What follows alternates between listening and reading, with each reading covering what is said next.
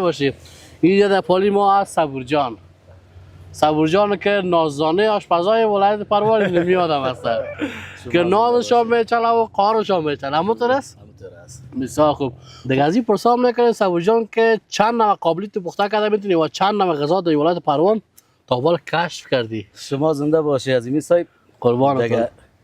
در امیر خود ما که فعلا پخت پز میکنیم قابلی 10 نوع امیر قابلی ما پخته میکنیم. بشک والا بشک. دیگه ما امی 250 نوع غذا ما در میسون آشپزای پروان ما که پخت پز میکنیم. شاید که 200 الی 250 نوع غذا ما پخت پز میکنیم. بسیار خوب. زنده باشین. خب دیگه ما مزای دلیجا میوه هم هست و میوه خشک هست هم میخوریم ولی قبل از او باید تو بگی که بعد از اینکه ما چای صبح میخوریم یا همین تشریفاتی که گرفتیم میخوریم برای چاش چی آمادگی میگیری تو؟ شما چایتان و نوش جان بکنین زود وار خطا نشین. یار زنده و تماس باقی. ما مستیم، غذا مست، وقت مست، همه چیز چای بخو خوب بدم خدا بساز با سر غذا میریم گپ میزنیم. عزیزی صاحب جان از خوردنش کده که با امیدش باشی بسیار خوب است. چی میگی؟